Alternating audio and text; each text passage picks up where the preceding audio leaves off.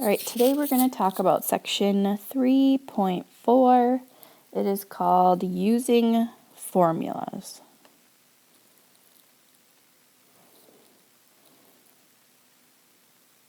And a big formula that we need to know, and you'll need to know this for a long time, so start thinking about this and memorizing this, is distance equals rate times time. So before we get into that, though, let's talk about what is a formula. A formula is an equation that shows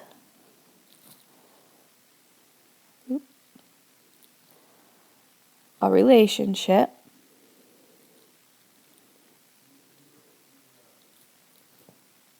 between quantities or numbers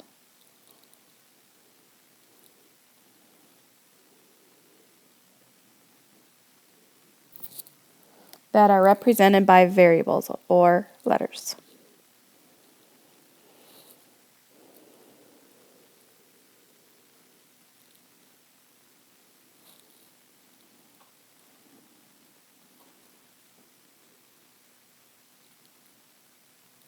Okay, so let's read that again. A formula is an equation, so it has an equal sign, that shows a relationship between quantities or numbers that are represented by variables or letters.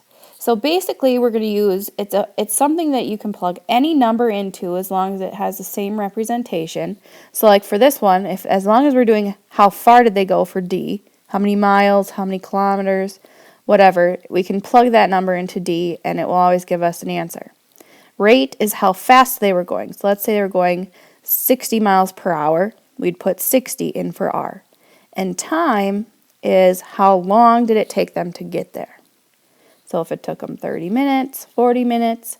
So this is really a good way to figure out how long it will take you to get somewhere, or how many miles it is. If you traveled the 60 miles per hour and it took you 30 minutes, you can figure out how many miles you went. So this one up here, we're going to rewrite it on the next page, that D equals R times T, distance, equals rate times time,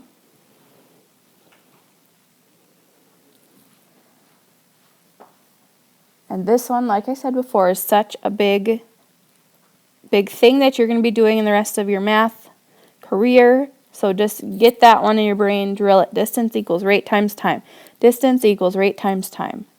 You know, and we can move the letters around. If we, let's say, divide both sides by time, then rate would equal distance divided by time. Okay, so there's just so much we can do with this. Once you know it, then you can just figure everything out with distance, rate, and time and their relationship. So let's try a problem on this. If you travel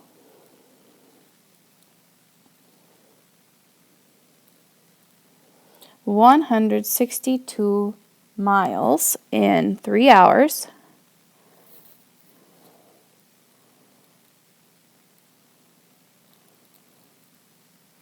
how fast did you travel?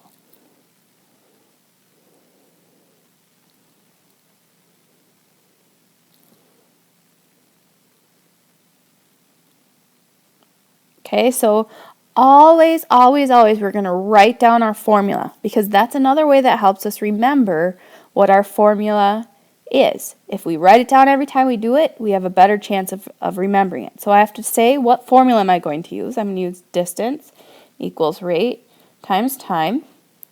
Okay, and now I just have to plug it in. He traveled 162 miles. So would that be distance? Would that be rate? Would that be time? If he traveled 162 miles, it would be the distance. So instead of D, we're going to write 162, because that was the distance he traveled, equals, okay. Then the next piece of information is it took him 3 hours. We know that's time. Okay, so what we need to figure out is our rate, or how fast did he travel? How fast was he going? Okay, so how can I solve for r? That's what we've been doing in chapter 2. We've been trying to solve for the variable. We want to get the variable by itself. So if I look at this side, because this is the side that has a variable, r times 3. How do I get the r by itself? I do the opposite sign. So instead of multiplying, I'm going to divide both sides by 3. So what I'm going to get, on this side I'm going to get an r, equals, what is 162 divided by 3? 3 goes into 16 5 times. So I would write a 5 on the top, minus 15, 1 left over, bring down my 2. 3 goes into 12 4 times, so I know that they were going 54 miles per hour. This would be my answer, put it around the top. Okay, so I need to see this part right here. Well, first you write your formula, then you show me that D, 162 means D, 3 means the time for 3 hours, and R is what we're solving for. So let's try another one. Problem number 2 says, if you grow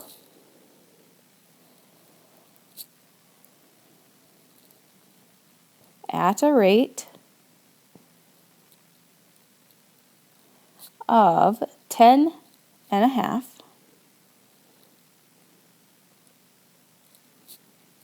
inches per year, find the amount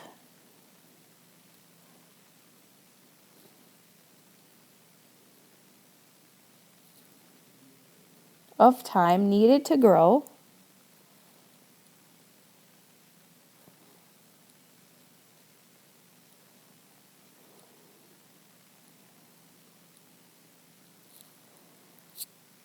(540.75 inches.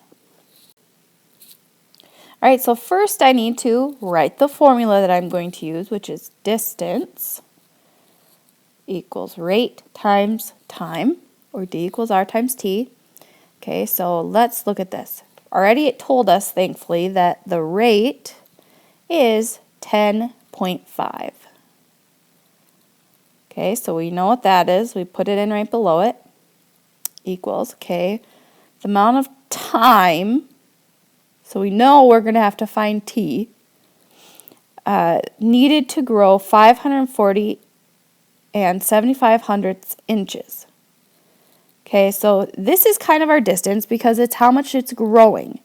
If a tree starts little and it grows up, it's the distance it grew up. So our D is going to be 540.75. Okay, so it's not going to seem like a distance because we think of distance horizontally. I'm going to drive somewhere. But also we have to remember that distance is growing up or shrinking. It's just any type of change in where we are. Okay, so right now I have 10.5 times T, so that means I need to do the opposite of multiplying, which is divide both sides by 10.5. Ooh, we're going to have to remember how to divide decimals here. Okay, so if I did 540.75 divided by 10.5, I have to remember, move that decimal place 1.1 place and that decimal point 1 place. Bring it up. So now I'm saying how many times does 105 go into 5,407 and 5/10? So 540, I'm going to try 5. 105 times 5 equals 25. 5 times 0 is 0, plus 2 more is a 2. 5 times 1 is 5. So 525, I think that's the closest we're going to get. Minus 525. Cross that out, make it a 3 and a 10. 10 minus 5 is 5. 3 minus 2 is 1 and 0. Let's bring down our 7. 157. That's just going to be a 1. Minus 105. 7 minus 5 is 2. 5 minus 0 is 5. 1 minus 1 is 0. Okay, let's bring down that last 5. Oh, we solved that right here. So we know it is going to be 5 times. Minus 525, so we get a 0. Okay, so now we have our answer. T equals 51 and 5/10. Put a box around it because it is our answer. Remember, you need to have the formula that you used. Write it down every time, then it'll get into your brain much faster. All right, next thing we're going to talk about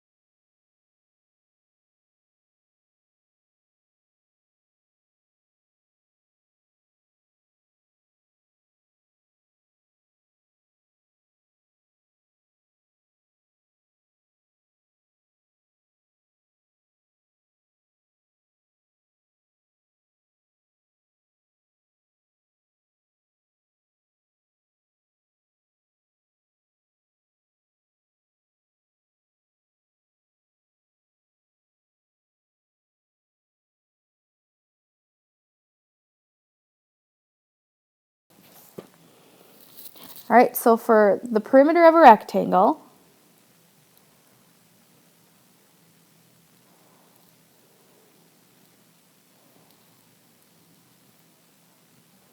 is equals, so P equals 2L plus 2W. That's 2 times the length plus 2 times the width. Okay, so if we need to find the perimeter, here's the first one.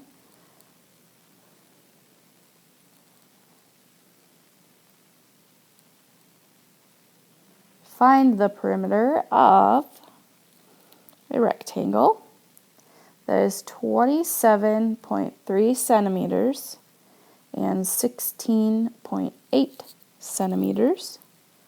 So to find that, we just need to plug it into our formula, which is P equals 2L plus 2W. Okay, so it doesn't really matter which one we pick for the length and which one we pick for the width. We just have to make sure that we don't pick the same one for both of them. So then we would get P equals 2 times 16.8. I'm going to pick this as my length. Plus 2 times 27 3/10. Okay, so now I need to figure that out. 16.8 times 2. 16 8/10 times 2. Sorry, I said it wrong. 2 times 6 is 12, 13. 12, or 2, 3. Bring it back 1. So this is 33 6/10. And 2 times 27 3/10. 2 times 3 is 6. 2 times 7 is 14. 2 times 2 is 4, plus 1 more is 5. Bring it back 1 point. Plus 54 6/10. Then we just need to add those two numbers together.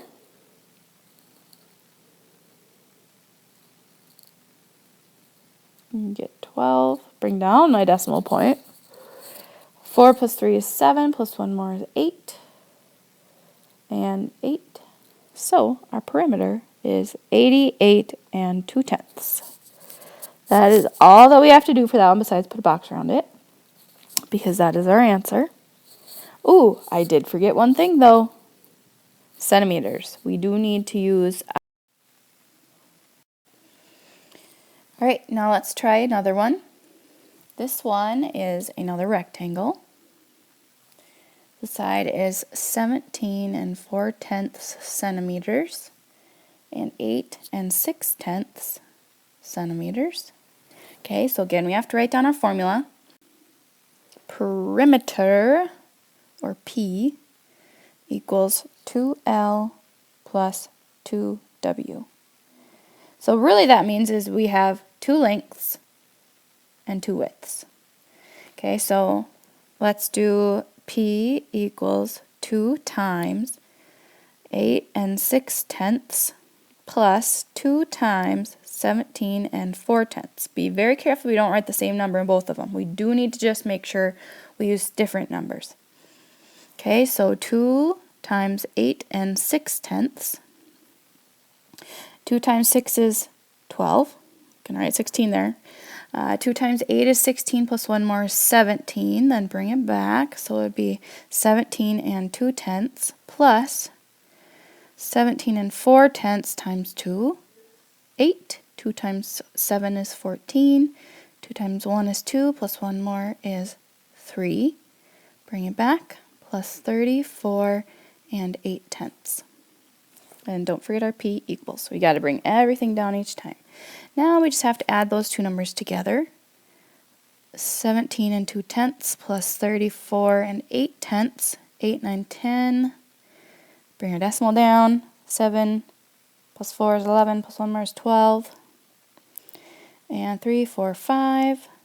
52. Our perimeter is 52. Don't forget our unit, centimeters. Put a box around it. Alright, and I'm hoping you noticed with the last video, I kind of stopped, or I put the quiz in the middle, because that's what I think I'm going to start. I'm going to try it out and see how you guys like it. I'll go through the lesson, and then I'll stop the video, or I'll put the quiz on. And if you want to stop at that time, then that's okay. because the rest of the video will just be going through a couple problems, which if you get it, then you can just go on and do the work yourself, because it takes me longer, to go through it and explain everything. So I just want to make sure that if you don't watch the rest of the video after the quiz, then that's fine with me. But you need to at least watch up to the quiz. Alright, so now I'll put the quiz here, and then I'll start doing some practice problems from your book. Okay, so number 1 says R equals 38 5/10 miles per hour, and the time equals 12 5/10 hours, or 12 and a half hours. We don't really call it 12 5/10 hours. Okay, so first I need to write my formula. D equals R times T, or distance equals rate times time. I know my R is 38 5/10, and my T right there times 12 5/10 equals D. I need to make sure each time I bring down everything on the formula. Okay, so now let's work that out. 38 5/10 times 12 5/10. 5 times 5 is 25. 5 times 8 is 40, plus 2 more is 42. 5 times 3 is 15, plus 4 more is 19. Add a 0. 2 times 5 is 10.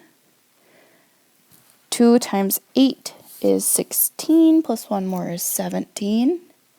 2 times 3 is 6, plus 1 more is 7. Add 2 zeros. This is where you sometimes get mixed up.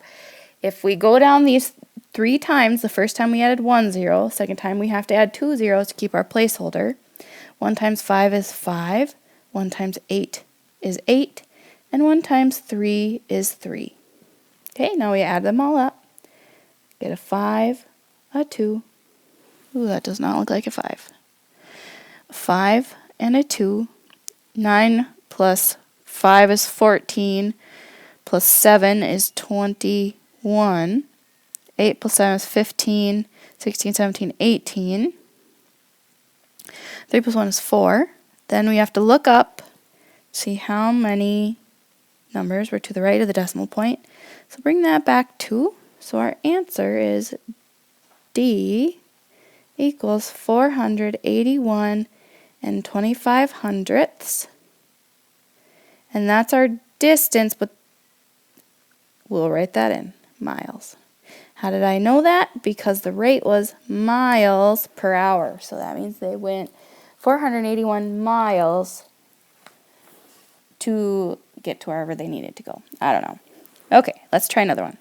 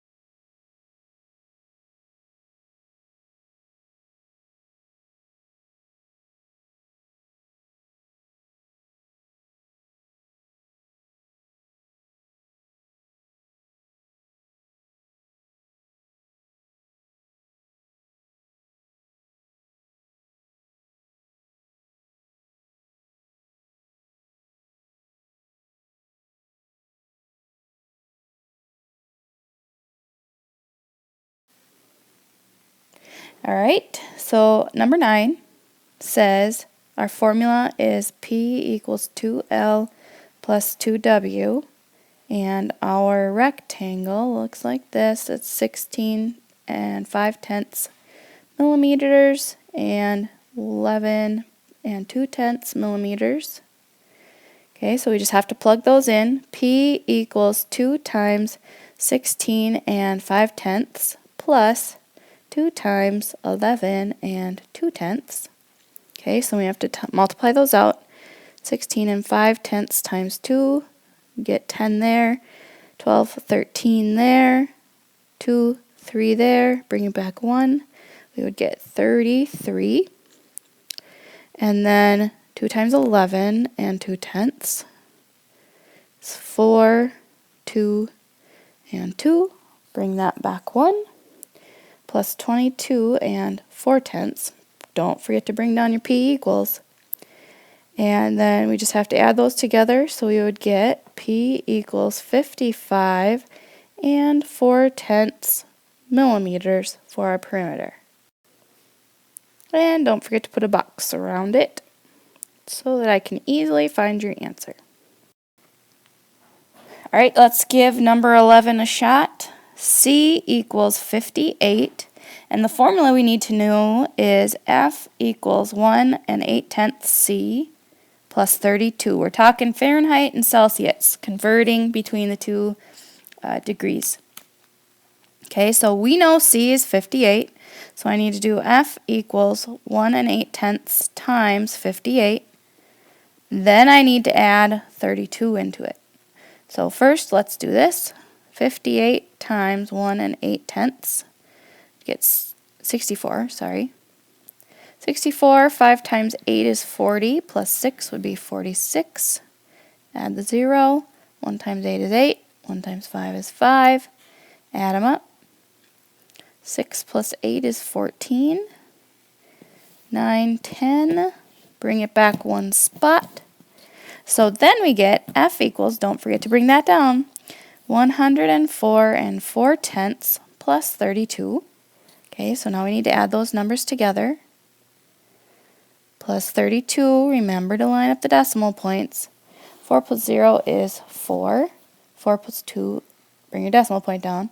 4 plus 2 is 6. 0 plus 3 is 3. And bring down your 1.